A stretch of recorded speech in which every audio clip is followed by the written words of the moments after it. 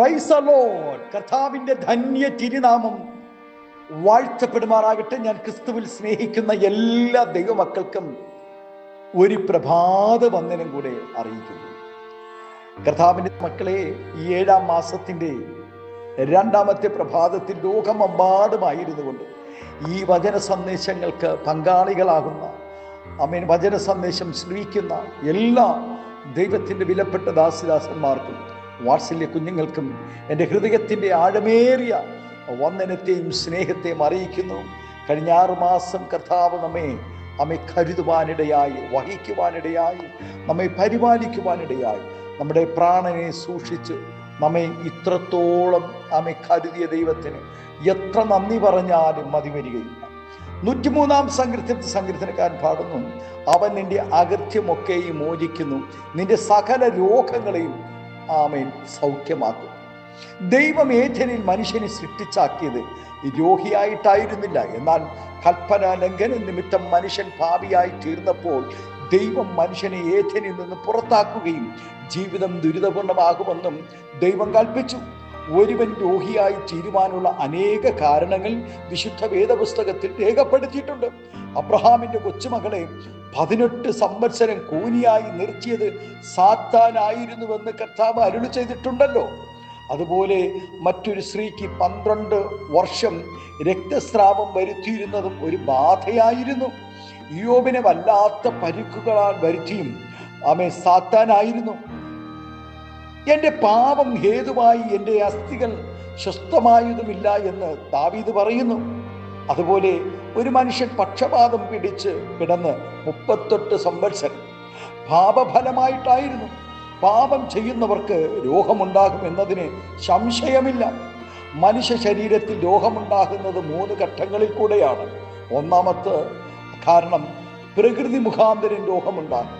2 പാപം മൂലം രോഗമുണ്ടാകും. 3 ദൈവനാമ മഹത്വത്തിനായി രോഗം ഉണ്ടാകും. ദൈവത്തോടും ദൈവദാസന്മാരോടും വഞ്ചന കാണിച്ചതിൻ്റെ ഫലമായി ഏകസിയും അവൻ്റെ തലമുറകളും ശപിക്കപ്പെടുകയും കുഷ്ഠരോഗികളായി തീരുകയും ചെയ്തുവല്ലോ. ദൈവത്താൽ നിയോഗിതനായ ദൈവദാസന്മാരെ അകാരണമായി ചോദ്യം ചെയ്യുന്നതും അവഹേളിക്കുന്നതും ശുശ്രൂഷകളെ അധിക്ഷേപിക്കുന്നതും നിമിത്തം രോഗം വരുമെന്നുള്ളതിന് മിരിയാം ഒരു നല്ല ഉദാഹരണമാണ്. ദൈവവചനം അനുസരിക്കാത്തവർക്ക് ഉണ്ടാകാൻ പോകുന്ന രോഗങ്ങളെ കുറിച്ചുള്ള ഒരു വലിയ ലിസ്റ്റ് തന്നെ ആവർത്തന പുസ്തകത്തിൽ രേഖപ്പെടുത്തിയിട്ടുണ്ട്. വചനത്തെ അല്ലെങ്കിൽ സത്യത്തെ അറിഞ്ഞതിന് ശേഷം അന്യദൈവങ്ങളുടെ പിന്നാലെ പോകുന്നവർക്കും രോഗം വരും. ശമരിയ രാജാവായ അഗസ്യാവ് ദൈവത്തോട് ആലോചന ചോദിക്കാതെ അന്യദേവന്മാരോട് ആലോചന ചോദിച്ചത് നിമിത്തം രോഗിയായി മരിച്ചു.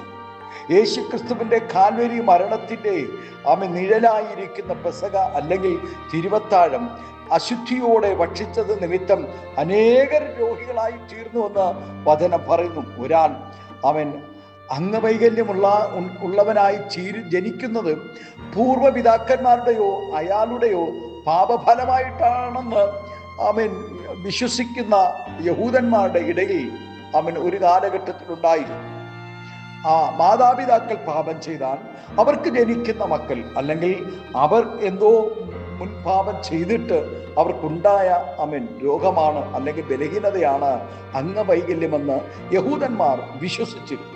എന്നാൽ കർത്താവ് പറയുന്നു, അവനോ അവൻ്റെ അമ്മയപ്പന്മാരോ പാപം ചെയ്തിട്ടല്ല, അവരിൽ ദൈവനാമം മഹത്വപ്പെടുവാൻ അല്ലെങ്കിൽ ദൈവനാമം വെളിപ്പെടുവാൻ വേണ്ടിയിട്ടാണത്രേ എന്ന് വ്യക്തമായി പറഞ്ഞു. യേശു ഏറ്റവും സ്നേഹിച്ചിരുന്ന ലാസറിന്റെ ദീനം ദൈവനാമം മഹത്വപ്പെടുവാനുള്ളതായിരുന്നു. പ്രിയ ദൈവവേദിലെ അകൃത്യത്തിൽ ഉണ്ടാകുന്ന രോഗം ചികിത്സിച്ചാൽ പ്രകൃതിയിൽ ഉണ്ടാകുന്ന രോഗം ചികിത്സിച്ചാൽ മാറും. പാപത്താൽ വരുന്ന രോഗം പാപം ഏറ്റുപറഞ്ഞ് ദൈവസന്നിധിയിൽ കരഞ്ഞാൽ ദൈവം സൗഖ്യമാക്കും. എന്നാൽ ദൈവനാമ മഹത്വത്തിനായി വരുന്ന രോഗം ആരാധിച്ചാൽ പ്രാർത്ഥിച്ചാൽ ഹല്ലേലൂയ അത് സ്വത്രം മാറുവാനിടയാകും. ഈ പ്രഭാതം നമ്മുടെ കുറവുകളെ ഏറ്റുപറഞ്ഞുകൊണ്ട് വിശുദ്ധിയോടെ വിശ്വസ്തയോടുകൂടെ ദൈവസന്നിധി നമുക്ക് പ്രാർത്ഥിക്കാമോ? ദൈവസന്നിധി നമുക്ക് നിൽക്കാം. നിശ്ചയമായും നമ്മുടെ രോഗങ്ങളെ സൗഖ്യമാക്കുന്ന ഒരു ദൈവം ഇന്ന് പകൽക്കാലം നമ്മുടെ അരികിലുണ്ട്. നമ്മുടെ ഏത് രോഗത്തെയും സൗഖ്യമാക്കുന്ന ഒരു ദൈവം നമുക്കുണ്ട്. ആമേൻ. കണ്ണുകളെ അടയ്ക്കാം, പ്രാർത്ഥിക്കാം. ഹല്ലേലൂയ. അവൻ നിന്റെ അകൃത്യമൊക്കെ മോചിക്കുന്നു, നിന്റെ സകല രോഗങ്ങളെയും സൗഖ്യമാക്കുന്നു എന്ന് ആമേൻ അരുളി ചെയ്ത അതേ ദൈവവചനം നമ്മുടെ ജീവിതത്തിൽ ഇന്ന് പകൽക്കാലത്തിൽ അവൻ നിറവേറേണ്ടതിനാൽ, വെളിപ്പെടേണ്ടതിനാൽ, ദൈവനാമ മഹത്വത്തിനായി തീരേണ്ടതിനാൽ ദൈവകരങ്ങളിൽ ഏൽപ്പിച്ചു കൊടുക്കാം, പ്രാർത്ഥിക്കാം. സ്വർഗീയ പിതാവേ, സ്നേഹവാനായ ഞങ്ങളുടെ നല്ല ദൈവമേ, ഈ 7-ാം മാസം കർത്താവേ, ചില പ്രതികൂലങ്ങളെ അവൻ ഉടച്ചു മാറ്റുന്ന, ചില രോഗങ്ങളെ തുടച്ചു മാറ്റുന്ന, അവൻ ബന്ധനങ്ങളെ അവൻ അഴിച്ചു മാറ്റുന്ന ഒരു ദൈവപ്രവൃത്തി ഈ 7-ാം മാസത്തിൽ വെളിപ്പെടേണ്ടതിനായി കർത്താവേ ഞങ്ങൾ പ്രാർത്ഥിക്കുന്നു. രോഗം മാറും, ക്ഷീണം മാറും, ആരാധനയെങ്കിൽ ആരാധന ആമേൻ സ്തോത്രം ഈ നാളുകളിൽ ജീവിതത്തിൽ വെളിപ്പെടേണ്ടതിനായി, സ്വർഗം കൃപ ചെയ്യേണ്ടതിനായി പ്രാർത്ഥിക്കുന്നു.